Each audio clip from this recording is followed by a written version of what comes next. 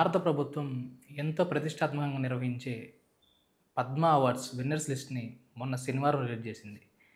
Release చేశాక ఎంతోమంది ప్రముఖులకి Padma Vibhushan, Padma Bhushan, Padmashri awards అనేవి దక్కాయన్నమాట. వీటిల్లో ముఖ్యంగా సినిమా ఇండస్ట్రీకి సంబంధించి పలు కోవలకు చెందినటువంటి ప్రముఖులకి ఈ యొక్క అవార్డులు అందాయి. కానీ కొంతమంది ప్రముఖులు ఎవరైతే ఉన్నారో వాళ్ళు ఈ యొక్క అవార్డ్స్ విన్నర్స్ లిస్ట్ మీద పెదవి విరిచారనమాట.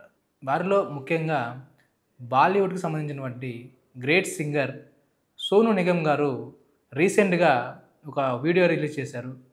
అదేంటంటే ఆయన కొన్ని క్వెషన్స్ అనేవి ప్రభుత్వాన్ని సంధించారనమాట.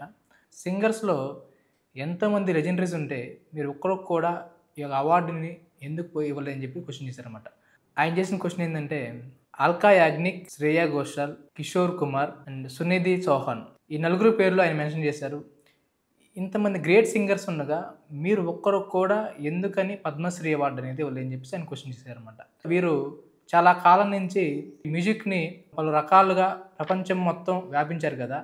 ఎంతోమంది శ్రోతల్ని వీళ్ళ యొక్క పాటలతోటి, వీళ్ళ యొక్క మ్యూజిక్ తోటి ఉర్రూతలూగించారు కదా. మరి వీళ్ళని మీరు గుర్తించారని చెప్పేసి ఆయన క్వశ్చన్ చేశారు. ఆయన ఇంకా ఏమన్నారంటే మ్యూజిషియన్స్‌లో ఒక్కరికి మాత్రమే ఈ యొక్క పద్మశ్రీ అవార్డు వచ్చింది. అది కూడా ఎవరికంటే మహమ్మద్ రఫీ సాహబ్ అని ఆయన ఒక్కరికే వచ్చింది. మరి కిషోర్ కుమార్జీ గారికి ఎందుకు ఇవ్వలేదని చెప్పేసి ఆయన క్వశ్చన్ చేశారు. అంటే ఈ అవార్డ్స్‌ని మరణానంతరం ఇస్తారా? అంటే చనిపోయిన తర్వాత ఆయన అవార్డ్స్ ఏమైనా ఇస్తారా అని చెప్పేసి ఆయన క్వశ్చన్ చేయడం చాలా క్రూషియల్‌గా ఉంది. అంటే ఇలాంటి క్వశ్చన్‌ని గవర్నమెంట్‌ని చేయడం అనేది చాలా క్రిటికల్ విషయం ఇది. ఆయన ఎందుకు అన్నారు, ఎందుకు చేశారనేది ఎవరికీ తెలియని విషయం అనమాట.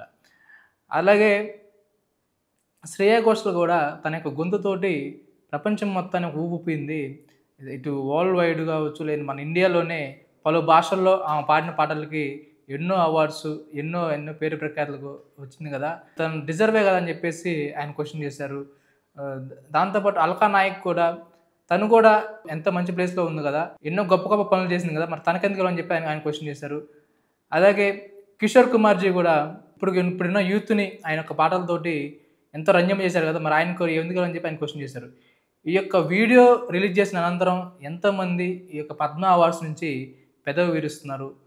అంటే ఎప్పుడూ లేనిది కొత్తగా ఈ యొక్క పద్మ అవార్డ్స్ గురించి ఈ యొక్క రచ్చ ఎందుకు మొదలని చెప్పేసి చాలామంది అనుకుంటున్నారనమాట.